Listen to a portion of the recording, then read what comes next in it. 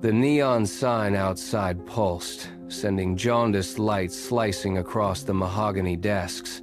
Dust motes danced in the flickering shadows.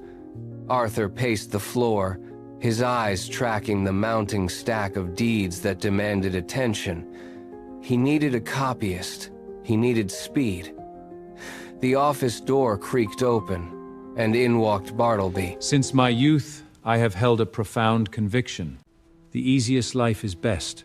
I work among rich men's bonds. He moved toward the far corner, where the view was nothing but a blank, gray brick partition. Arthur watched him settle. Bartleby pulled his desk tight against the masonry, effectively sealing himself off from the rest of the room. Turkey and Nippers glanced up from their work, their quills pausing mid-stroke, but the newcomer ignored them. He sat motionless. His hands lay flat on the wood. He stared at the bricks as if they held the only truth in the city. Arthur stood in the center of the office, his thumb tracing the edge of a document, a strange, creeping coldness settling in his chest. He cleared his throat, but the sound died instantly in the stagnant air. Meet my new Scrivener, a motionless man, pallidly neat.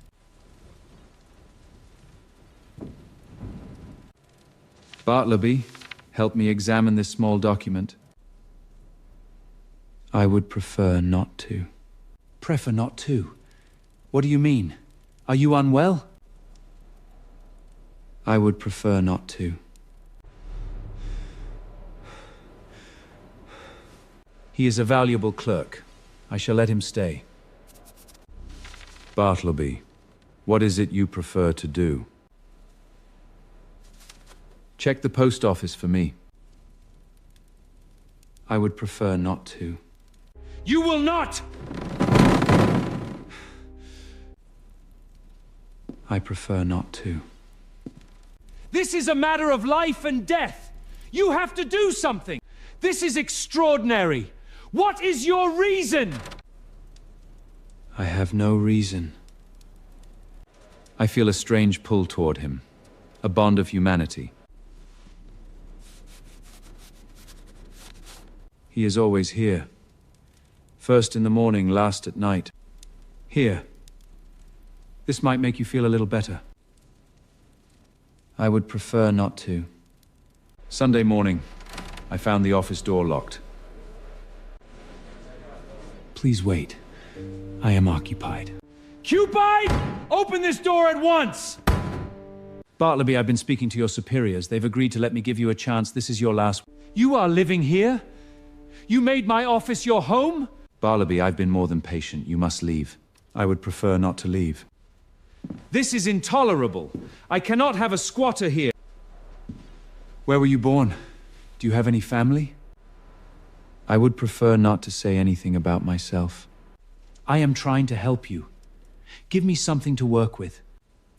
I would prefer not to be helped.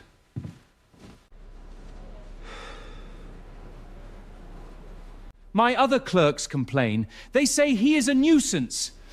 Bartleby, I have exhausted every avenue. You must return to work. Bartleby, you must leave. Take this money and go. I would prefer not to take it. Then stay, but you must work. Copy these deeds. I have given up copying. Given up? Why? Is your eyesight failing? I would prefer not to copy anymore. He was a statue of pure indifference, anchored to the spot, leaving Arthur trapped in his own office. The silence became a physical weight. Arthur gripped the edge of his mahogany desk, his knuckles turning pale against the polished wood. He reached out, his fingers brushing the shoulder of the man in the corner, intending to guide him toward the exit. Bartleby did not flinch. He did not lean away. He simply remained, a fixed point of resistance that defied every law of the firm. Arthur pushed, putting his weight into the movement, but the man was as immovable as the brick wall he faced. His body possessed a strange, heavy stillness that drained the strength from Arthur's own arms. Arthur pulled his hand back, his breath coming in sharp, shallow bursts. He looked around the office. The desks were tidy. The ledgers were open. Yet, he no longer recognized the space. It belonged to the silence now. He walked to the front door, his footsteps echoing hollowly against the hardwood. He pulled the heavy brass keys from his pocket and laid them on the counter with a sharp, metallic click. He did not look back. He stepped out into the hallway, leaving the office, the records, and the man in the corner behind. He did not possess the strength to fight a ghost. I moved to a new building. No more. This is an outrage! I demand to see the partner immediately! Sir, your man is still there. He sits on the stairs! He is not my man. I have nothing to do with him. The new tenants are terrified. They say he is a ghost. Let them keep their distance. I will go. I will speak to him one last time.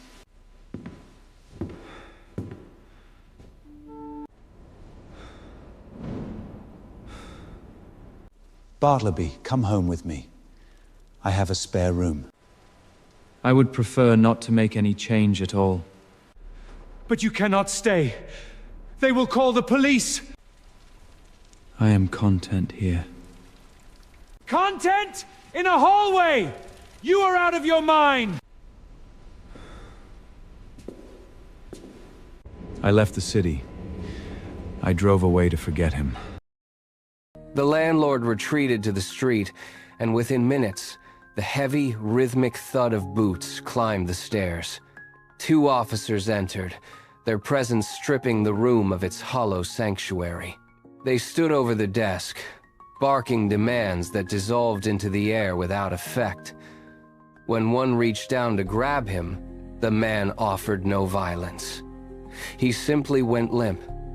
They hauled him up, his heels dragging against the floorboards with a dry, scraping sound that set teeth on edge. They pushed him through the doorway, down the stairs, and into the world outside. It had begun to rain. The street was slick, reflecting the gray sky. As they maneuvered him toward the waiting transport, he did not fight. He merely existed, a heavy, dead weight that forced them to carry him every inch of the way. He remained entirely detached, his gaze fixed on nothing at all as he was pulled into the damp, cold air of the city. The prison gates groaned as they swung shut, a heavy, metallic finality that vibrated through the soles of Arthur's boots. The tombs were a labyrinth of cold, damp stone and narrow corridors where light struggled to penetrate.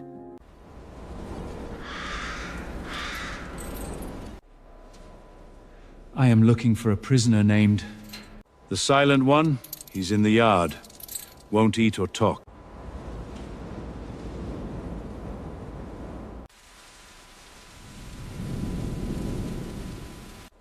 Bartleby, it is I, your friend. I know you. I have nothing to say to you. It is not so sad here. Look, there is sky and grass. I know where I am. I can get you out. I can get you everything you want. Prove it. Take care of him. Give him the best food. I will, you have my word. I'll do my best, sir. But he's a queer one. Won't you dine, Mr. Bartleby? It's good beef. I would prefer not to dine today.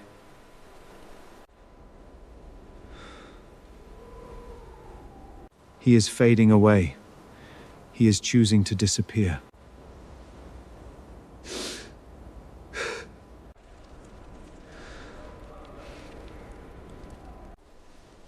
Bartleby, are you asleep?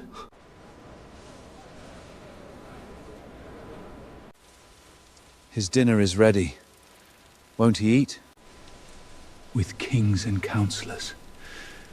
The body was found in the alley. We believe it was a mugging gone route. Can you tell me what you're doing last night around this time? What's that? He is at rest.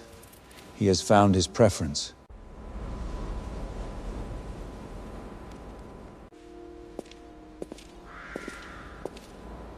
Arthur turned away. He walked through the iron exit, the heavy grinding of the lock signaling the end of his involvement. Outside, the city surged.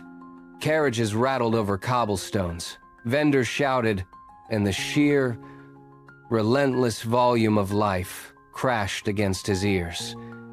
He walked into the thick of the crowd, his own footsteps lost in the rhythm of the street.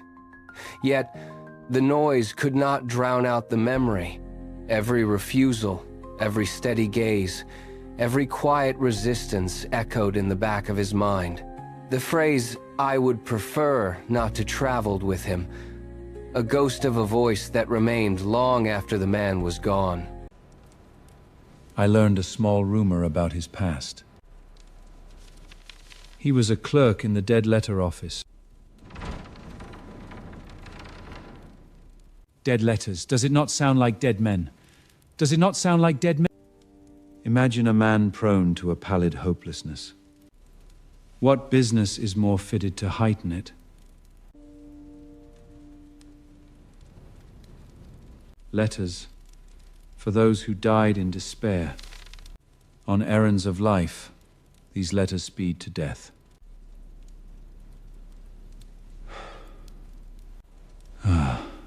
Humanity.